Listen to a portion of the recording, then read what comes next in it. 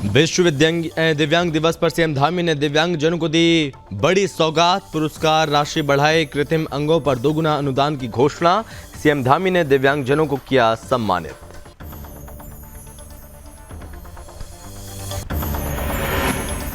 उत्तराखंड के मुख्यमंत्री पुष्कर सिंह धामी ने दी 10 इलेक्ट्रिक बस की सौगात। सीएम धामी ने इलेक्ट्रिक बसों का किया फ्लैग ऑफ। इलेक्ट्रिक बसों को मिलने से लोगों को मिलेगी सुविधा।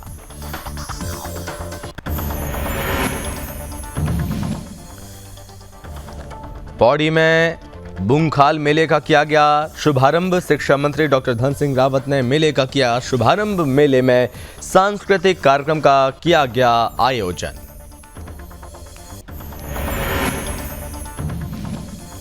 पौड़ी में जिलाधिकारी की पहल। जिलाधिकारी ने दुकानों का किया औचक निरीक्षण। दुकानों से सिंगल यूज प्लास्टिक को किया जब्त। डीएम ने दुकानदारों को दिया सख्त निर्देश।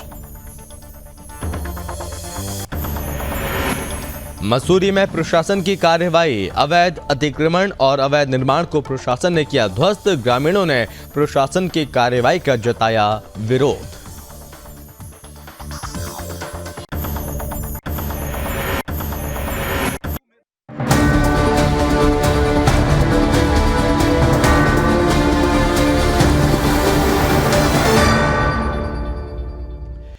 नमस्कार, बहुत स्वागत है आप सभी का अपना उत्तराखंड में। मैं हूं आपके साथ संभव गुप्ता। शनिवार को विश्व दिव्यांग दिवस के मौके पर सुभाष रोड स्थित लॉर्ड वेंकटेश्वर हॉल में समाज कल्याण विभाग की तरफ से राज्य स्तरीय दक्षता पुरस्कार समारोह का आयोजन किया गया। इस कार्यक्रम में उत्तराखंड के सीएम पुष्कर सिंह धामी शामिल हुए और जहां सीएम धामी का लोगों ने जोरदार तरीके से स्वागत किया। इस बीच सीएम धामी ने दिव्यांगजनों को सम्मानित भी किया। ये रिपोर्ट देखिए।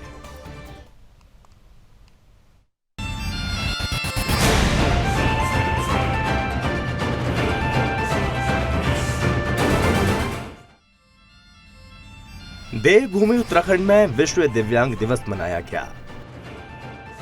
दिव्यांग दिवस के मौके पर कार्यक्रम का आयोजन किया गया, जिसमें विश्व दिव्यांग दिवस पर दिव्यांगजनों को सीएम धामी ने बड़ी सौगात दी। इस दौरान सीएम धामी ने दिव्यांगजनों के लिए बड़ी घोषणाएं की। सीएम धामी ने कहा, दिव्यांगजनों को परीक्षाओं में न्यूनतम उत्तीर्ण अंक में 5% की छूट मिलेगी। राज्य स्तरीय दक्षता पुरस्कार की धनराशि 5 से बढ़ाकर 8,000 रुपए व कृत्रिम अंग अनुदान की राशि को 3,500 रुपए से बढ़ाकर 7,000 रुपए किया जाएगा। और साथ ही दिव्यांग पेंशन योजना को सरलीकृत करते हुए ऐसे समस्त दिव्यांग भी पेंशन के पात्र होंगे जिनके पुत्र या पौत्र 20 वर्ष से ज्यादा आयु के हैं। कार्यक्रम के दौरान मुख्यमंत्री धामी ने दक्षता पुरस्कार समारोह में दिव्यांगजनों को सम्मानित भी किया। इस मौके पर मुख्यमंत्री ने कुल 32 दिव्यांगजनों को प्रशस्ति पत्र, मेडल, मानपत्र और 5-5 हजार की धनराशि देकर सम्मानित किया, जिसमें 10 उत्कृष्ट दिव्यांग कर्मचारी, 11 दक्ष दिव्यांग खिलाड़ी शामिल हैं। इस मौके पर मुख्यमंत्री ने दिव्यांगजनों के बीच जाकर उनका हौसला बढ़ाया। इतना ही नहीं, मुख्यमंत्री धामी ने इस मौके पर दिव्यांगजनों के लिए 4 घोषणाएं की। उन्होंने कहा कि दक्ष दिव्यांग कर्मचारियों, उनके सेवायोजकों, स्वतः रोजगार से रत दिव्यांग व्यक्तियों और दिव्यांग व्यक्तियों के सेवायोजक अधिकारियों को राज्य स्तरीय पुरस्कार के रूप में दी जाने वाली धनराशि 5,000 रुपए से बढ़ाकर 8,000 रुपए की जाएगी। मुख्यमंत्री ने राज्य दक्षता पुरस्कार 2022 से सम्मानित होने वाले सभी दक्ष कार्मिकों, सेवायोजकों को शुभकामनाएं दी। उन्होंने कहा कि केंद्र और राज्य सरकार सेवा और सहयोग के भाव से दिव्यांगजनों के कल्याण के लिए निरंतर प्रयासरत है। प्रधानमंत्री श्री नरेंद्र मोदी जी के नेतृत्व में दिव्यांगजनों के कल्याण के लिए लगातार कार्य हो रहे हैं। हम प्रधानमंत्री जी के कुशल नेतृत्व में दिव्यांगजनों को सामाजिक और आर्थिक दोनों क्षेत्रों में समानता का अधिकार दिलाने के लिए लगातार कार्य कर रहे हैं। उन्हें समाज की मुख्यधारा से जोड़ने के हर संभव प्रयास किए जा रहे हैं। साथ ही उन्होंने ये भी कहा, हमारे दिव्यांगजन अपनी दृढ़ इच्छा शक्ति और संकल्प के साथ अपने अपने क्षेत्रों में सराहनीय योगदान दे रहे हैं। उन्होंने कहा कि सभी सकारात्मक सोच और दृढ़ संकल्प के साथ आगे बढ़ें तो सब कुछ करना संभव है। सुदर्शन न्यूज से प्रीति झा की रिपोर्ट।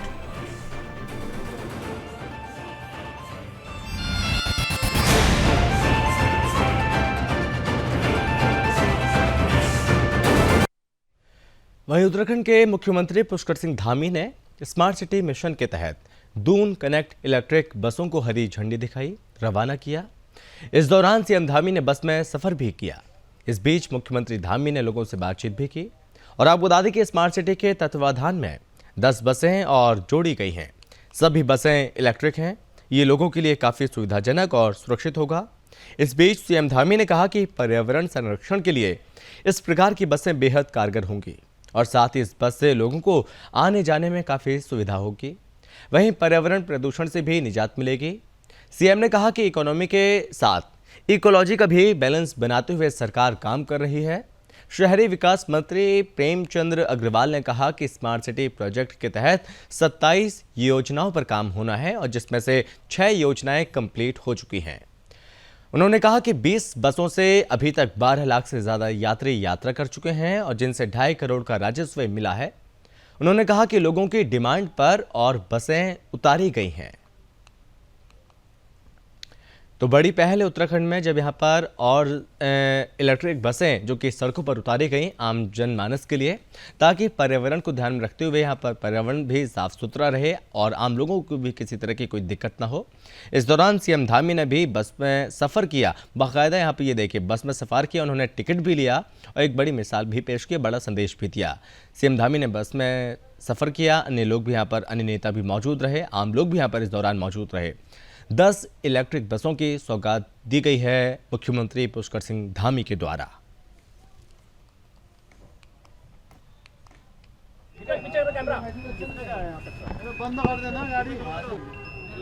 यहाँ पर चलने से लोगों के आवागमन में, अपनी यात्रा करने में और यहाँ शहर के अंदर अनेकों कामों के लिए, अपने जाने के लिए, सभी के लिए सुविधाजनक भी होगा, सुरक्षित भी होगा और सरल यात्रा होगी। और इसमें सबसे बड़ी बात यह है कि ये पर्यावरण संरक्षण के लिए भी इस प्रकार की जो बसें हैं वो बेहद कारगर होंगी। इकोलॉजी और इकोनॉमी, चूँकि जहाँ लोगों का आवागमन बड़ा है, लोगों की आवश्यकताएं बड़ी हैं, वहीं हमें इन सब साधनों की आवश्यकता भी है। तो ऐसे में पर्यावरण कम से कम प्रदूषित हो, कम से कम जो है हवा पानी सब स्वच्छ रहे, उसमें इन बसों का बहुत बड़ा योगदान होगा। सर बस में सफ़र किया सर, किस तरीके की आपको इसमें सर? बस काफ़ी सुविधाजनक है और सुरक्षित भी है और सबसे बड़ी बात है प्रदूषण मुक्त ये बस चलेगी और इससे हमारा जो ग्लोबल वार्मिंग और तमाम प्रकार की आज हमको दिक्कतें पैदा हो रही हैं, उन सब में भी जो है सहायक होगी। देखिए, चूँकि क्या है कि हम लोग समाज से ही आते हैं, समाज के बीच से ही आते हैं, तो ये सांकेतिक रूप से जो हमने आज यात्रा करी है उसका उद्देश्य ये है कि सभी लोग इनमें यात्रा करें। और मैंने नगर निगम के लोगों को भी कहा है, स्मार्ट सिटी के लोगों को भी कहा है कि वो एक समय सारणी फिक्स करें जिससे कि सभी को जो है ठीक टाइम का पता लग जाए और इससे यात्रा करें। इसमें हम लोग जो पर्यावरण की दृष्टि से इलेक्ट्रिक बसें हैं, अब आप देखिए ना तो ये आवाज़ कर रही हैं और प्रदूषण की दृष्टि से बहुत लाभदायी हैं। इसका मतलब मान के चलिए कि ये स्मार्ट सिटी का जो कंसेप्ट है वो इसमें कहीं दिखाई दे रहा है और आने वाले टाइम पे इससे राजस्व की भी बड़ी बढ़ोतरी होगी और पर्यावरण की दृष्टि से भी बहुत महत्वपूर्ण है। और मैं कह सकता हूँ स्मार्ट सिटी के जो काम हैं अब आप तेज़ी से आगे बढ़ते हुए दिखाई दे रहे हैं। मैं इसके लिए अपने जो हमारा नेटवर्क है उसको मैं बहुत बधाई और उत्तराखंड के पौड़ी जिले के खिरसू ब्लॉक के अंतर्गत लगने वाले ऐतिहासिक बूंगखाल मेले का शुभारंभ सूबे के उच्च शिक्षा मंत्री डॉक्टर धन सिंह रावत ने किया।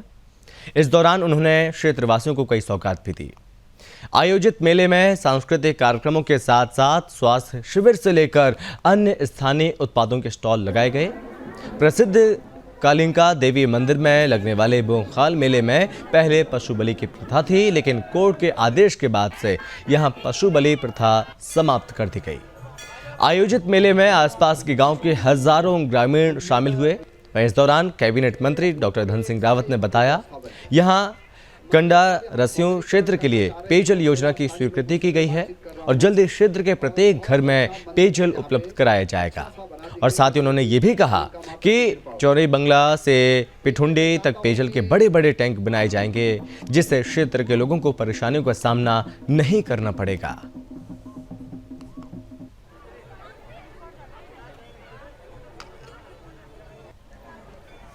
माता काली का जो मंदिर है, इस मंदिर की जो तमाम भक्तजनों को बहुत श्रद्धा भक्ति से यहाँ पे आते हैं।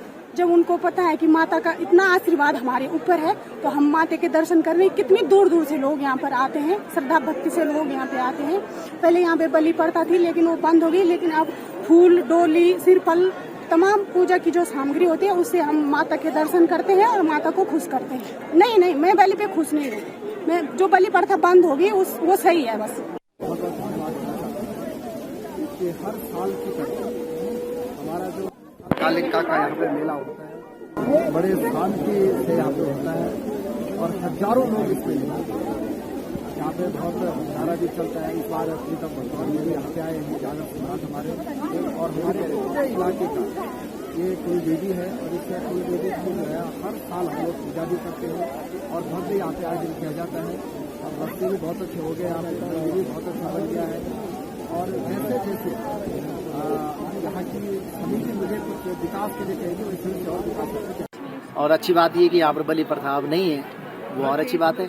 और एक नया सांस्कृतिक स्वरूप इस मेले का देखने के लिए मिलता है, जो हम सबको गौरवान्वित महसूस करता है। अपने देवी देवताओं के अनुष्ठान के लिए जरूर घरों को आए और मेले, तीज, त्योहार ही सही, ये बहाने घर आने के बहुत अच्छे होते हैं और इन अवसरों पर घर। आज माननीय मंत्री जी पिछली बार भी नहीं आ पाए, लेकिन इस बार आए, तो किस तरह से देखते हो आप? अच्छी बात है, अगर मंत्री जी का दौरा अपने क्षेत्र में हो तो क्षेत्र का फायदा होता है और वो आज थे भी कार्यक्रम में।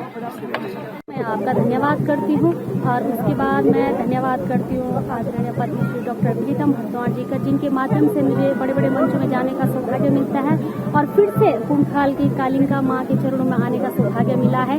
तो मैं बहुत खुश हूँ और यहाँ की जनता को देखकर लगता है हृदय से मैं यहाँ की जनता का धन्यवाद करती हूँ, क्योंकि बहुत सपोर्ट करते हैं और ऐसा लगता है कि हम प्रोग्राम में नहीं, ऐसा लगता है हम किसी शादी ब्याह में आए। बहुत रोमांटिक लोग हैं, मैं सबका धन्यवाद करना चाहती हूँ। हर साल आते रहते हैं, हमारे गांव के पास में ये मेला है और ये देवी माँ का मेला है और यहाँ हम आते रहते हैं। हर साल आते हैं, हम घूमने के लिए यहाँ आते रहते हैं। तो यहाँ पे जिस तरह से देखा गया है कि पहले बलि पे रोक लग गई, तो क्या आप उस चीज से सहमत है, खुश है, जिस तरह से पहले बलि दी जाती थी? नहीं, अब सही है, जैसे पूजा होती है अब सही है। पहले सही नहीं था, पहले भीड़ भड़ाके में लोगों को चोट लगती थी, गिरते थे लोग, अब सही है। उत्तराखंड के पौड़ी में जिलाधिकारी डॉक्टर आशीष चौहान ने देर शाम को पौड़ी शहर में औचक निरीक्षण किया। विभिन्न दुकानों से single use plastic, non vowel थैले जब्त किए और उन्होंने दुकानदारों को सख्त चेतावनी दी कि प्लास्टिक के थैलों का उपयोग और ग्राहकों को उसमें सामान न दें।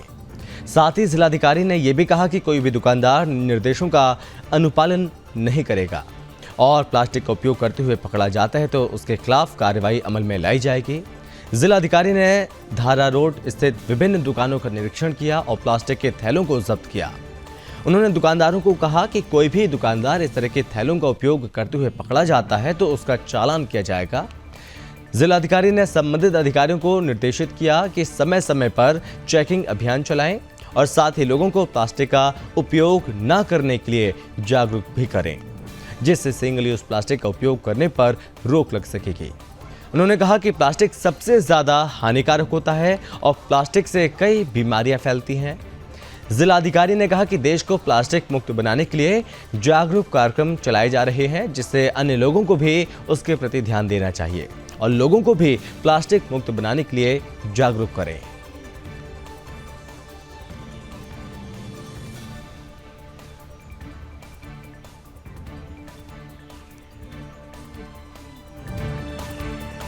देवभूमि उत्तराखंड में अवैध निर्माण और अवैध अतिक्रमण को लेकर पुलिस प्रशासन सख्त है और इसी कड़ी में मसूरी में जिला प्रशासन की तरफ से दूसरे दिन भी देहरादून मसूरी मार्ग पर सड़क किनारे हो रहे अवैध अतिक्रमण और निर्माण को भारी विरोध के बाद जेसीबी से ध्वस्त कर दिया गया।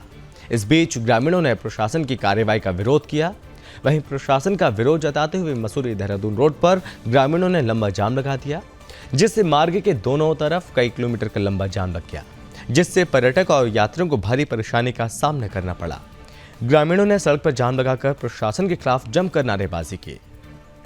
आपको बता दें कि सभासद गीता कुमाई भी ग्रामीणों के समर्थन के लिए कोल्लू खेत पानी वाले बैंड पहुंचे और प्रशासन और मसूरी देहरादून विकास प्राधिकरण के खिलाफ जमकर नारेबाजी की। साथ ही आरोप लगाया कि प्रशासन की तरफ से सड़क किनारे दुकान बनाकर रोजी रोटी चलाने वालों का उत्पीड़न कर रही है। उनका अतिक्रमण और अवैध के नाम पर दुकानों को तोड़ने का काम किया जा रहा है, जो कि नियम अनुसार गलत है। वहीं अवैध निर्माण और अतिक्रमण को लेकर अतिरिक्त पुलिस बल और आसपास के थानों की पुलिस तैनात रही। ग्रामीणों ने इसका विरोध जताया। मसूरी देहरादून मार्ग पर जाम लग गया और जिसके चलते कुछ समय के लिए लोगों को असुविधा उत्पन्न हुई, लेकिन पुलिस प्रशासन ने ग्रामीणों को समझा बुझाकर जाम को खुलवा दिया। वहीं प्रशासन की तरफ से सख्त चेतावनी दी गई कि अगर कानून का उल्लंघन करने और सरकारी काम में व्यवधान उत्पन्न करने वालों के खिलाफ कार्रवाई भी की जानी चाहिए।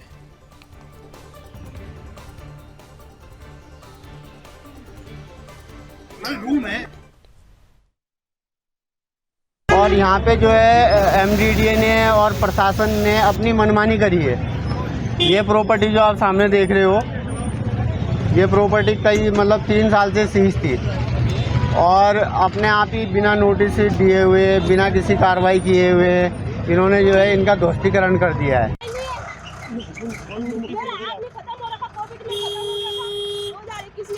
ठीक है, यहाँ ये सील पड़ा हुआ था, 2 साल हो गए इसको सील हुए हैं।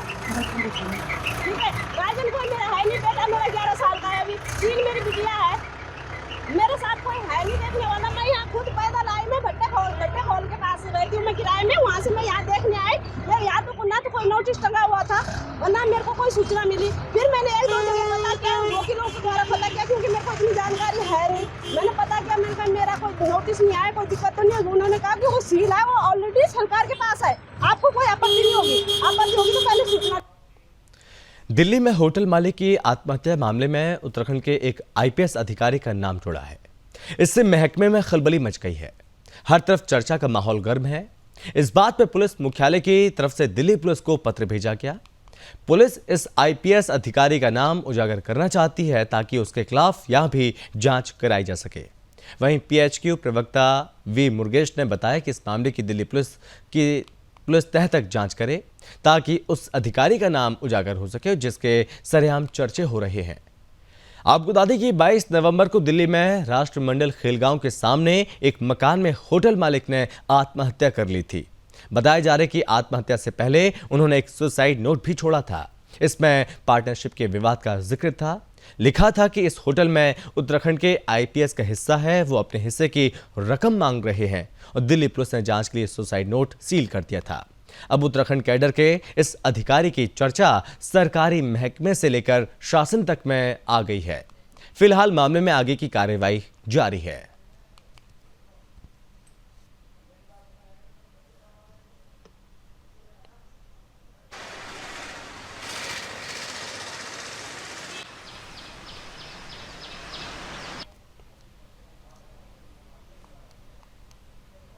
देखिए, एक सोशल मीडिया में पोस्ट आया था कि कोई व्यक्ति वहाँ पे दिल्ली की जुरिस्डिक्शन में सुसाइड कर लिया है और उस पे उन्होंने कुछ ऐसी बात बताई या क्या, हमें भी क्लियर नहीं है। इस संबंध में हमने दिल्ली पुलिस से एक रिक्वेस्ट किया है कि इस पे पूरा जड़ तक जाएं, तहकीकात करें, पूरा जांच करा के इस पे जो तथ्य है, जो फैक्ट है वो सामने लाया जाए। ये हमारा रिक्वेस्ट था। उत्तराखंड के रामनगर में वन विभाग के अंतर्गत पड़ने वाली सितावनी पर्यटन जोन में वन विभाग की तरफ से पिछले महीने में जिप्सियों की लिमिटेशन कर दी थी, जिस क्रम में 100 जिप्सियां सुबह की पाली में और 100 जिप्सियां शाम की पाली में 2 अलग अलग जगह से पर्यटकों को भ्रमण पर लेकर जाती हैं। इस लिमिटेशन को हटाने को लेकर जहां लोग धरने पर बैठे हैं, उनका कहना है कि PWD की रोड पर भ्रमण की अनुमति दी जाए। वहीं पाटकोट, भलोन, अमगढ़ी के ग्रामीणों ने लिमिटेशन हटाने का विरोध करते हुए DFO कुंदन कुमार को ज्ञापन सौंपा। ग्रामीण क्षेत्र के ग्राम प्रधान मनमोहन पाठक के द्वारा उन्होंने कहा कि रामनगर पाटकोट मोटर मार्ग पर पर्यटन के नाम पर स्थानीय ग्रामीणों को काफ़ी परेशान किया जाता है और मोटर मार्ग पर लगभग 15 से 18 ग्राम सभाओं के लोगों की आवाजाही है। ग्राम प्रधान ने कहा कि प्रतिदिन 150 से 200 जिप्सियां जब मार्ग पर पर्यटकों को पर्यटन के नाम पर जिप्सी चालकों द्वारा घुमाया जाता है, जिससे स्थानीय ग्रामीणों को जमा की स्थिति से गुजरना, जो जाम की स्थिति है उससे जूझना पड़ता है, उससे परेशान होना पड़ता है और कई बार स्थानीय ग्रामीणों से जिप्सी चालकों की कहासुनी भी हो जाती है। ग्रामीणों ने कहा कि हमारा विभाग से अनुरोध है कि सभी मार्ग पर जिप्सियां सीमित संख्या में ही भेजा जाए।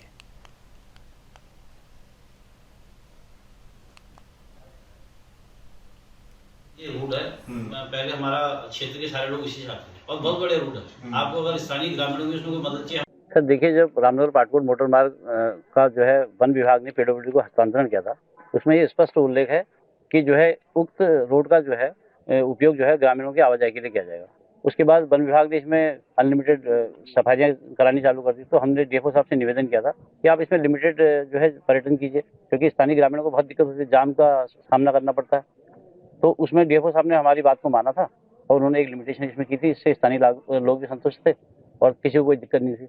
आप सुनने में ये आ रहा कि जो है इन पर प्रेशर बनाया जा रहा है डीएफओ साहब पर कि साहब आप जो है इसको सीतावनी जोन को फ्री कर दीजिए, भंडार पानी तक और उसके आसपास के जितने गांव हैं वहाँ पर जिप्सियों को आने दीजिए, वहाँ कोई दिक्कत नहीं है। तो इसके लिए हम विरोध में हैं।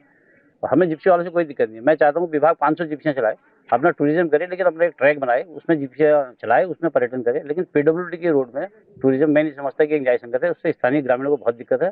यही हमारा विरोध है। अगर ये लिमिटेशन हटाई गई, लिमिटेशन इन्होंने फिर बढ़ाई, तो हम जो है टेढ़ा गेट को जाम कर देंगे और टेढ़ा गेट पर ताला लगा देंगे। इसके अलावा हमारे पास कोई विकल्प नहीं है। ये जो हमारा सीतावनी जोन है, तो इसमें हमारी इको टूरिज्म की गतिविधियां होती हैं।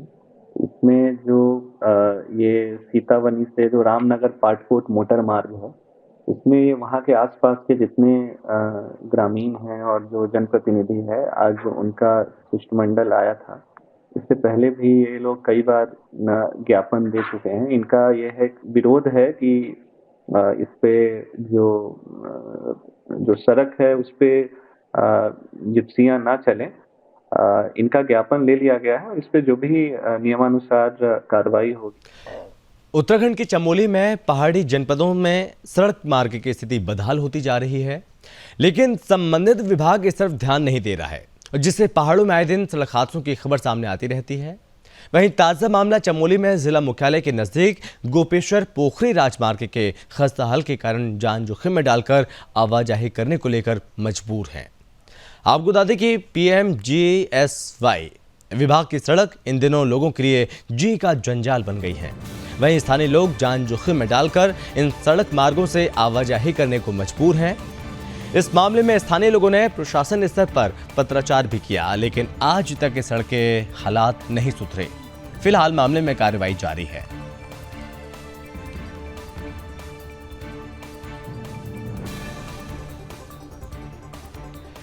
उत्तराखंड के धारचूला में सिंचाई विभाग की तरफ से तटबंध कार्य किया जा रहा है और इस दौरान नेपाल की तरफ से पथराव करने का मामला सामने आया।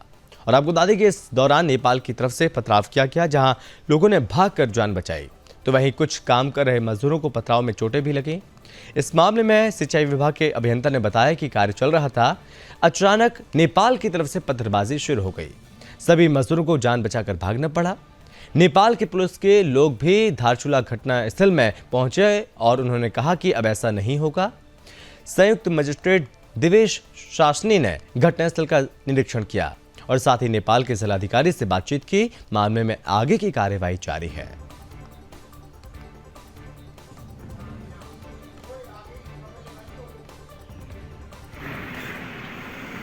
यहाँ पर कार्य कर रहे थे, नेपाल की तरफ अचानक पत्थरबाजी शुरू हुई, जिससे हमारे लेबरों में बहुत चोटें भी आई और हमको लेबर हटानी पड़ी। उससे पत्थरबाजी से नेपाल को कोई फायदा है नहीं इंडिया को फायदा है। तो हम अपना जो काम कर रहे हैं, तो ये बार बार नेपाल द्वारा पत्थरबाजी यहाँ पर की जा रही है। उत्तराखंड के उत्तरकाशी में राजकीय स्नातकोत्तर महाविद्यालय शनिवार को 18 वर्ष की आयु पूर्ण कर चुका है। छात्र छात्राओं को मतदान पहचान पत्र बनाया गया और साथ ही मतदान के लिए उनके फोटो, पहचान पत्र और मतदान आईडी का निर्माण करने को प्रेरित किया गया। महाविद्यालय के मुख्य परिसर में BSc पहले वर्ष के छात्र और छात्राओं के मतदान पहचान पत्र बनवाए गए, जिसमें महाविद्यालय की प्राचार्य प्रोफेसर सविता गैरोला ने सभी 18 वर्ष पूर्ण करने वाले छात्र और छात्राओं को लोकतंत्र की शक्ति के बारे में जानकारी दी। जिन छात्र छात्राओं ने 18 वर्ष पूर्ण किए हैं उन्हें मतदान पहचान पत्र बनाने के लिए फॉर्म भरवाया गया, जो कि स्थानीय बीएलओ श्रीमती गीता देवी की तरफ से छात्र छात्राओं को दिया गया। महाविद्यालय के मतदान नोडल डॉक्टर महेंद्र पाल सिंह परमार ने सभी छात्र छात्राओं को बधाई दी।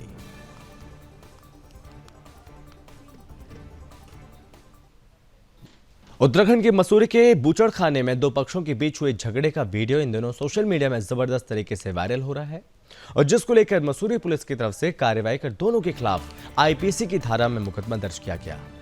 दरअसल सोशल मीडिया में वायरल वीडियो पर मसूरी निवासी कपिल राणा की तरफ से बूचड़खाने को मिनी पाकिस्तान बताए जाने को लेकर अन्य समुदाय के लोगों ने जमकर विरोध जताया। इसको लेकर अन्य समाज के कई लोग मसूरी कोतवाली पहुंचे और सोशल मीडिया में बूचड़खाने को मिनी पाकिस्तान बताए जाने को लेकर अपनी नाराजगी व्यक्त की और कार्रवाई की मांग की। फिलहाल इस पूरे मामले पर आगे की कार्रवाई जारी है।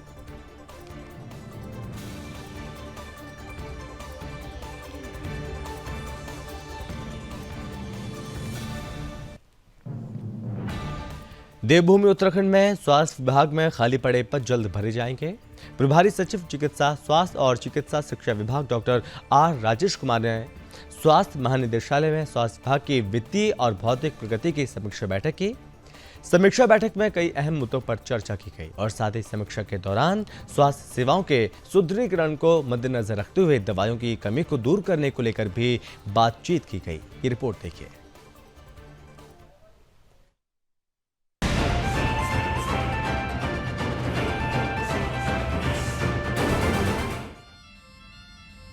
उत्तराखंड स्वास्थ्य विभाग में खाली पड़े पद जल्द भरे जाएंगे। इसी कड़ी में प्रभारी सचिव चिकित्सा स्वास्थ्य और चिकित्सा शिक्षा विभाग डॉक्टर आर राजेश कुमार द्वारा स्वास्थ्य महानिदेशालय में स्वास्थ्य विभाग की वित्तीय और भौतिक प्रगति की समीक्षा की गई। समीक्षा के दौरान स्वास्थ्य सेवाओं के सुदृढ़ीकरण को मद्देनजर रखते हुए दवाइयों की कमी को दूर करने को लेकर चर्चा की गई। इस बीच प्रभारी सचिव डॉक्टर आर राजेश कुमार ने चिकित्सा इकाइयों में रिक्त पदों को शीघ्र अतिशीघ्र भरने के निर्देश दिए और साथ ही उन्होंने कहा कि नवसृजित व निर्माणाधीन चिकित्सा इकाइयों में पदों को सृजित कर शीघ्र भरें ताकि नवनिर्माण चिकित्सा इकाइयों का लाभ आम जन को मिल सके।